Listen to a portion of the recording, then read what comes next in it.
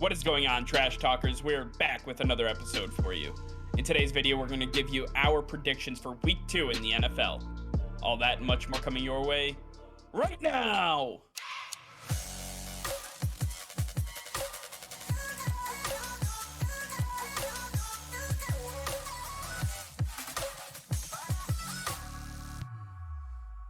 All right, before we get into today's video, be sure to hit that subscribe button and like the video as it will help us out tremendously. So sit back, relax, and enjoy today's video. All right, Nick, Week 1 is officially in the books. Week 2 is here, and we have our predictions to get to.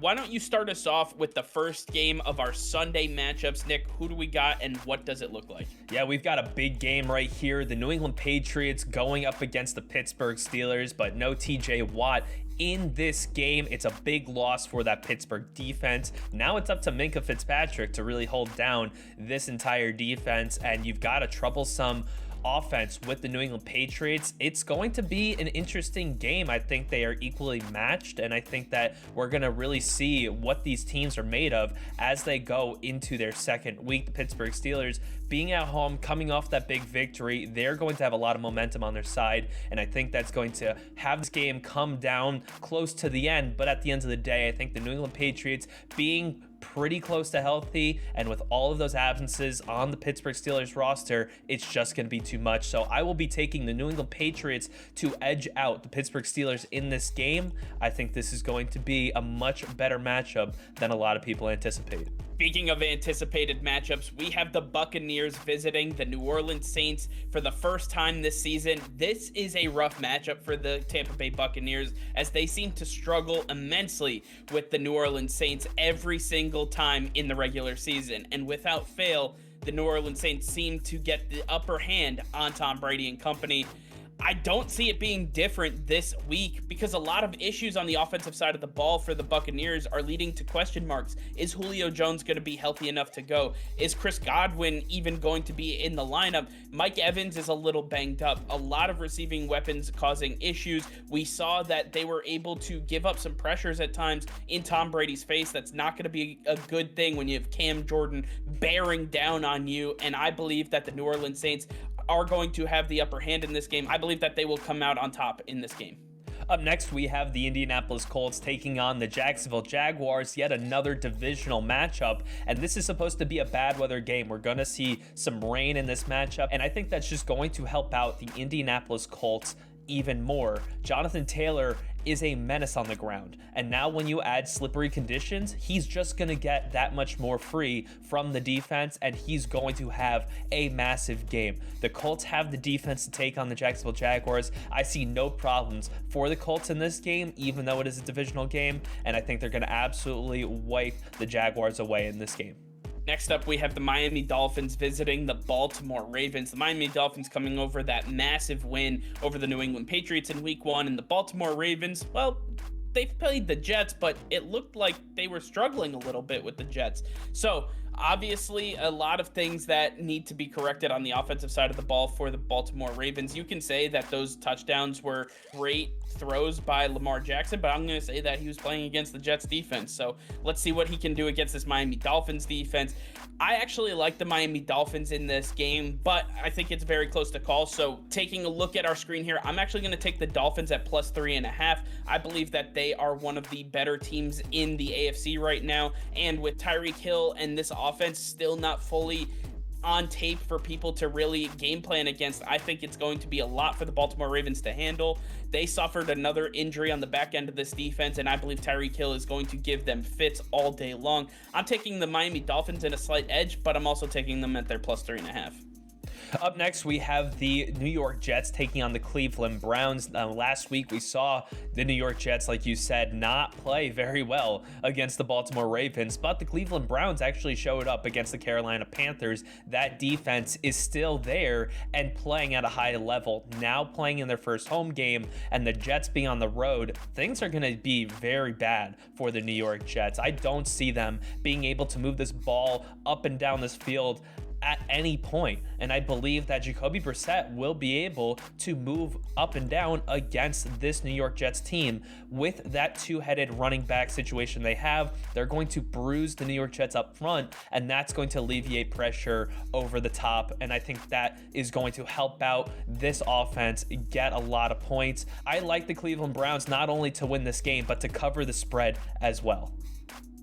Taking a look at the next matchup, we have the Carolina Panthers taking on the New York Giants. Baker Mayfield in his second start with the Carolina Panthers. Things did not go so hot last week as he lost to his former team. Now, wiping his memory, trying to get him reset for this game. The Giants had that last second immense victory in Brian Daboll's first game as head coach.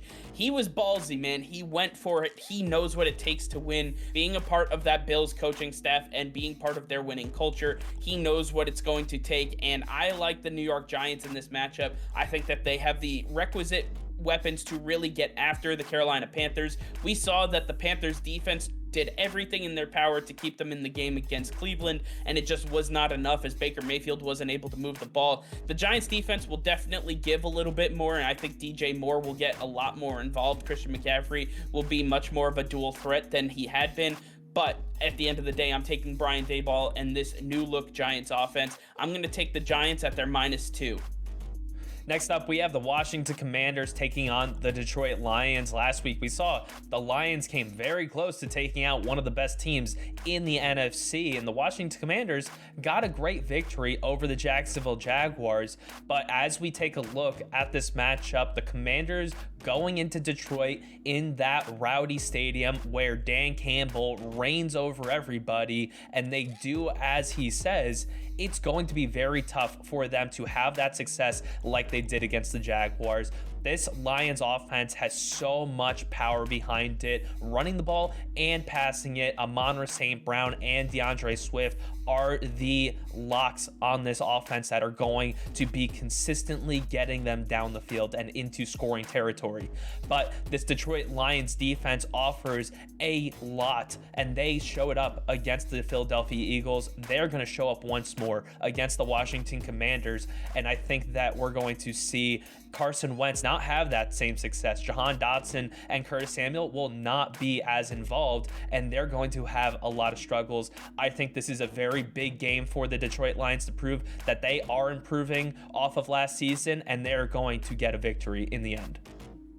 Next up, we have the Atlanta Falcons taking on the Los Angeles Rams. The Rams were absolutely embarrassed on opening night against the Buffalo Bills, and they need to get back to their winning ways if they want to show the league that they are still the reigning Super Bowl champs, because right now they did not look like it. Listening to Sean McVay this week, he talked about getting Allen Robinson the ball a lot more often, getting him more involved in this offense, and I need to see it from the Los Angeles Rams. This is the game to get right for them. Seeing the spread at 10.5 points, it is a lopsided game at best, and I believe that the Rams are going to steamroll the Atlanta Falcons. But until I see some consistency from this offense, whether it's Cam Akers actually doing something or Allen Robinson getting more targets, I'm not going to be confident that they can score 10.5 more points than the Atlanta Falcons. I would take the Los Angeles Rams, but only at their money line. Next up, we have the Seattle Seahawks taking on the San Francisco 49ers. Now, again, week one was very interesting for both of these teams. The Seattle Seahawks taking on Russell Wilson and getting that big victory in their home stadium. The San Francisco 49ers going on the road and getting upsetted by the Chicago Bears in that bad weather game. But now being in their home stadium, the 49ers trying to correct what went wrong in week one. And I think this is going to be a great matchup for them. The Seattle Seahawks really had Geno Smith play one of his best games of his career, and for him to repeat that would be an absolute miracle in my eyes. He's not that type of player. He's never been that type of player, and the 49ers offer a lot on their defense. And this being a divisional game, Kyle Shanahan knowing that Pete Carroll offense, it's not going to go well for Geno Smith. I think the 49ers are looking really hard to get a big victory here, and I think that they do so. Next up, we have the Cincinnati Bengals taking on the Dallas Cowboys. Obviously, the Dallas Cowboys losing Dak Prescott, and we don't exactly know how long he'll be out. We do know he will be out for this matchup. And one thing is for sure, we want to see La'el Collins go up against some of his former teammates, taking on Micah Parsons and DeMarcus Lawrence and some of these guys that he had to practice against every every single day in practice in Dallas. I believe that the healthier team will win this matchup, that being the Cincinnati Bengals. I know they suffered a tough loss in week 1, but the Dallas Cowboys cannot get anything going with Cooper Rush, and them not making a move at that position shows it to me that they are not looking to win while Dak Prescott is out. I'm taking the Cincinnati Bengals at their -7.5.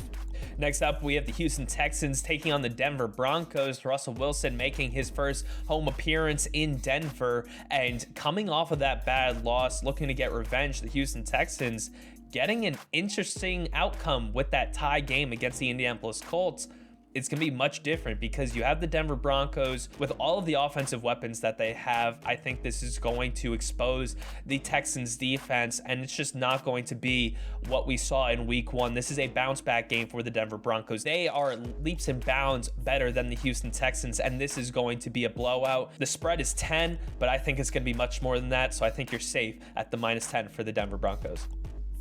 Next up, we have the Arizona Cardinals taking on the Las Vegas Raiders. Two desert teams going at it in the Death Star, and I believe that both of these teams coming off of losses are going to look to rebound, but only one team is going to be able to get the job done, and I think that's the Las Vegas Raiders. They looked like they were more competent. They looked like they had what it takes to win. They just ran into a buzzsaw that was their division rival, the Los Angeles Chargers, who was also my pick to come out of the AFC. So taking a look at the Las Vegas Raiders, putting up the fight that they did against the Chargers, and seeing what the Cardinals were not able to do last week, I have more faith in the Las Vegas Raiders and what their offense is going to be able to provide. I think Devontae Adams will have yet another stellar performance in this one. Darren Waller's going to get into the mix a lot more often. We're going to see Josh Jacobs really run the ball with confidence against a lackluster defensive front, and I believe that the Las Vegas Raiders defense is just going to be able to pin their ears back. Max Crosby, Chandler Jones, and really get after it. Chandler Jones facing his former team, he's going to want to take down Kyler Murray.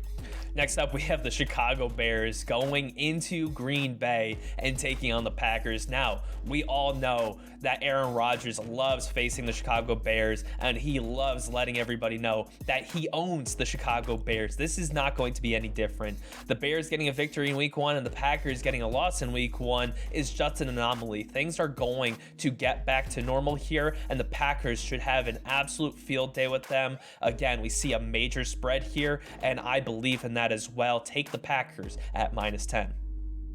Next up, we have our first of 2 Monday Night Football matchups, and we start off with the Tennessee Titans taking on the Buffalo Bills. The Tennessee Titans proved an upset last year against the Buffalo Bills, which led to them getting to the #1 overall seed in the playoffs, having that bye week. The Buffalo Bills are on a warpath, it seems like, and they are ready to take out everybody in front of them. They have the requisite power on both offense and defense, and the Tennessee Titans, without A.J. Brown, look lackluster at best on their offensive side of the ball. Ryan Tannehill looks like his old Miami Dolphins self. They really didn't run the ball all that much, which is confusing when you have the manimal that is Derrick Henry. Hopefully they can get back to that, but needless to say, the Buffalo Bills are one of the best teams, if not the best team in the NFL, and they are going to do everything in their power to stop Derrick Henry and let Ryan Tannehill beat them with his arm. I think that Josh Allen puts up at least 40 in this game, so I'm taking the over on the 49 for this total points scored.